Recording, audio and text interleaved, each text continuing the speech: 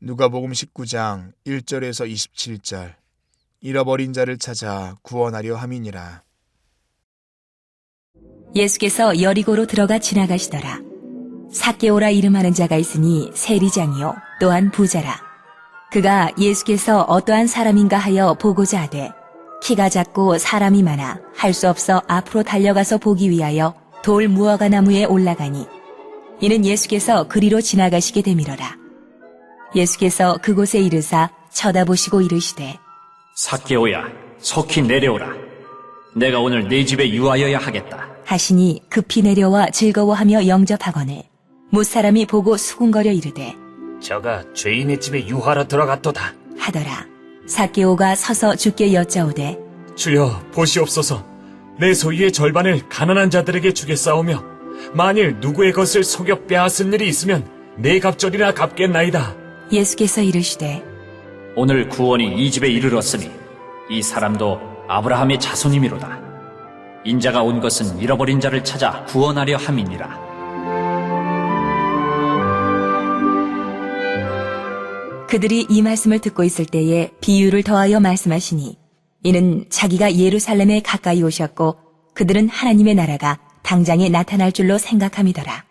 이르시되 어떤 귀인이 왕위를 받아가지고 오려고 먼 나라로 갈 때에 그 종 열을 불러 은화 10문화를 주며 이르되 내가 돌아올 때까지 장사하라 하니라. 그런데 그 백성이 그를 미워하여 사자를 뒤로 보내어 이르되 우리는 이 사람이 우리의 왕됨을 원하지 아니하나이다 하였더라.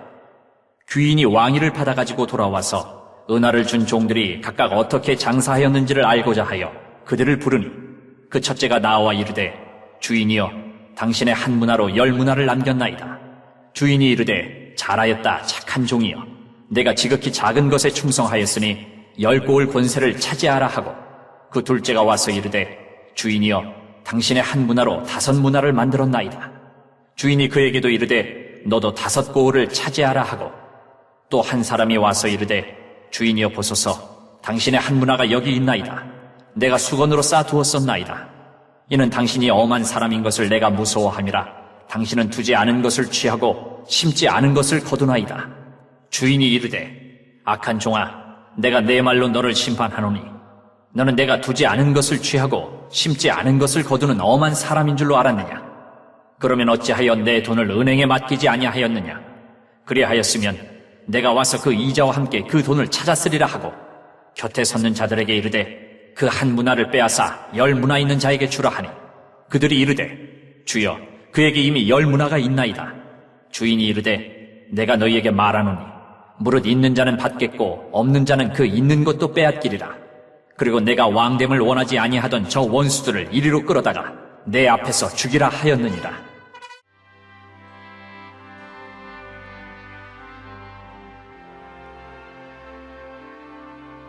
(1절에서 10절) 예수와 삭개오. 삭개오의 구원은 단순한 한 사람의 개인적 구원이 아닙니다. 삭개오는 예수님을 만난 후 자신이 갖고 있던 경제적 관념을 버리게 됩니다.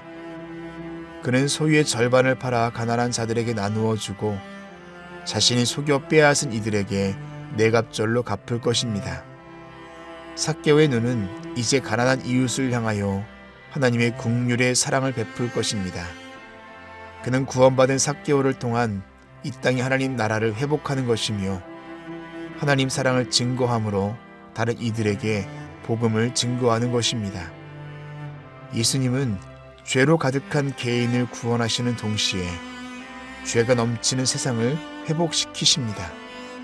잃어버린 한 영혼을 구원함으로 죄로 무너진 하나님 나라를 다시 세우시는 것입니다. 예수님의 구속 사역은 잃어버린 한 영혼을 구원하시는 것으로 시작됩니다. 그리고 그 영혼을 통해 복음을 증거하시며 세상을 다시 하나님께서 보기 좋으셨던 때로 회복시키십니다. 그 시작에 우리가 서 있길 바랍니다. 11절에서 27절 은 10문화 비유. 예수님은 비유를 통해 두 가지 분명한 사실을 말씀하십니다. 첫째, 때가 되면 모든 권세, 평화, 번영을 동반한 왕국, 곧 하나님의 나라는 실제로 올 것입니다. 둘째, 우리가 소유한 모든 것은 하나님의 것입니다. 하나님께서 만물의 주인이시므로 우리는 위탁받은 존재입니다. 이를 통해 우리가 깨달아야 할 사실은 분명합니다. 예수님은 분명 다시 오셔서 하나님 나라를 완성하실 것이고 우리는 심판을 받는다는 것입니다. 우리는 예수님의 다시 오심을 믿으면서도 오늘은 아니겠지, 내일은 아니겠지라는 마음을 품고 살아갑니다. 이것은 우리가 가져야 할 자세가 아닙니다. 우리에게 언제가 중요한 것이 아니라 어떻게 준비하고 살아갈 것인지가 중요합니다. 10명의 종들 중 우리는 어느 종에 해당하며 삶을 살고 계십니까? 아니면 아직도 예수님을 거부하며 살아가고 계십니까? 오늘을 충성된 종으로 살아가 마지막 때 칭찬받는 종이 되시길 소망합니다. 기도하시겠습니다. 나를 위하여 이 땅에 오시고 또한 나를 통하여 열방을 구원하실 주님, 그 구원에 대한 생각을 우리가 스스로 갖는 것이 아니라 하나님 마음을 가지고 그 구원을 이루어가며 확장시킬 수 있는 오늘 하루의 삶이 될 수 있도록 인도하여 주시옵소서. 주님 다시 오심이 당장 오늘이라 할지라도 부끄럽지 아니하는 오늘 살아갈 수 있도록 하나님께서 함께하여 주시옵소서. 그렇게 하실 줄로 믿사오며 예수님의 이름으로 기도합니다. 아멘.